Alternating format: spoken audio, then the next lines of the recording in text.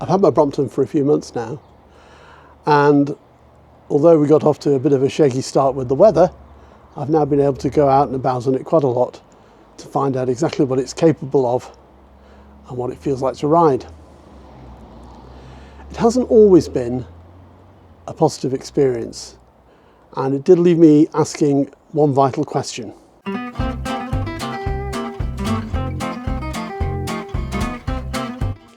Well, let's start with the positives. After a couple of months of miserable weather, one of my first trips out on the bike was this dry run to Blythe Bridge railway station. I'm hoping to start many forthcoming trips with a train ride, so it was important that I felt comfortable getting to this start point. Well, to tell you the truth, it's hardly the Tour de Stoke.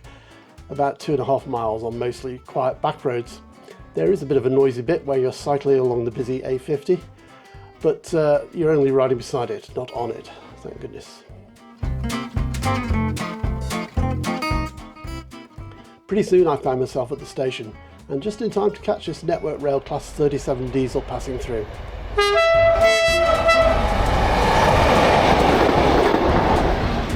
Thanks for the honk, driver. The uphill run back from the station was slightly more challenging, but even with my buns of lard, I arrived home in fine fettle, even finding time on the way back for a quick Tesco shop. The next trip for Robbie was altogether more challenging. I'd arranged a business trip to Berkhamstead in Surrey, and as my contact had his shop close to the station, I decided not only to take the train, but the bike as well, so I could do a little exploring after our meeting. Unfortunately, this visit had to be cancelled at the last minute, and alas, I'd made the rookie mistake of booking non-refundable advanced single tickets. So you know what? I decided to go anyway. Mr. Spontaneous, that's me. I parked the car at Stone Station, pondering on this thought as I did so. I had two changes on this journey at Stafford and Milton Keynes respectively, and Brommy and I negotiated these with minimum drama, and it was pretty easy to find somewhere to stow the bike.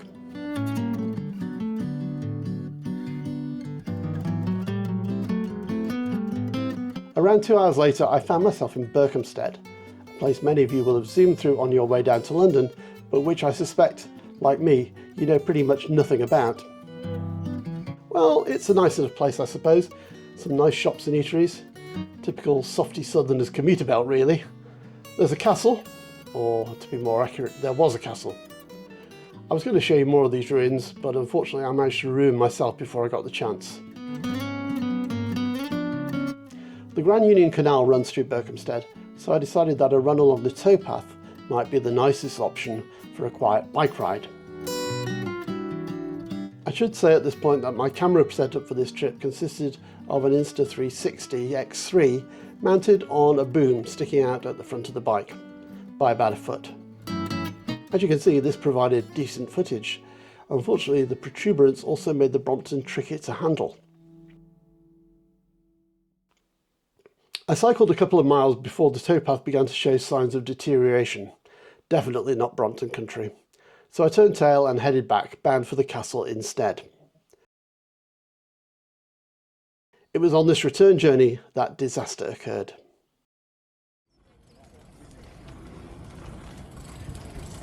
Thank you. Whoa! God! Ow! Ow! Is your back or anything? Are you okay? Okay. Thank you. No worries. Let's see that again in slow motion, shall we? I know you want to.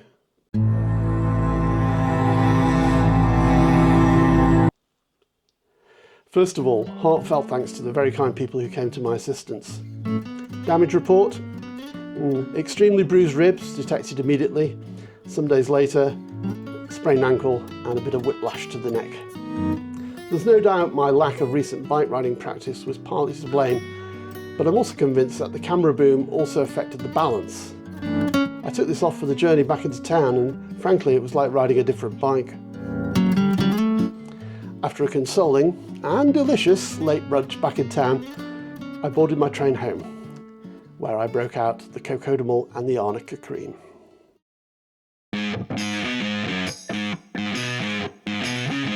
Now, they say that getting back on the bike is vital after such setbacks.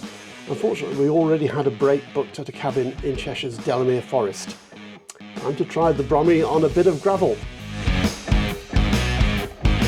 Now, to be honest, my first jaunt out on the forest roads wasn't confidence inspiring.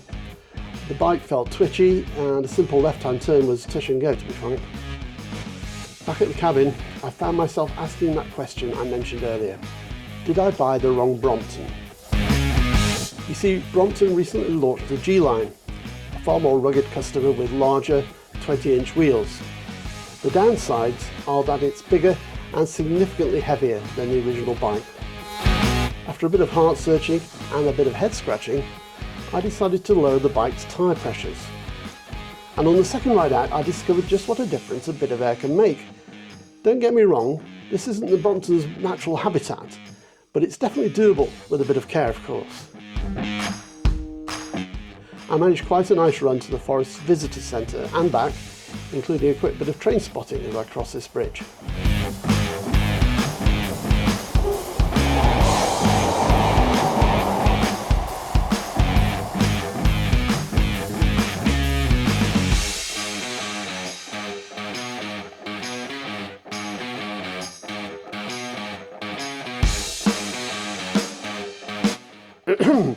Yes, the great thing about the Brompton is you can take it more or less anywhere. Relieved in more than one sense of the word, I made my way back to the cabin. So, did I buy the wrong Brompton? I don't think I did. With a bit of care, you can get away from the traffic on this bike. What's more, subsequent journeys on packed trains have made me appreciate just how lightweight and compact the original bike is.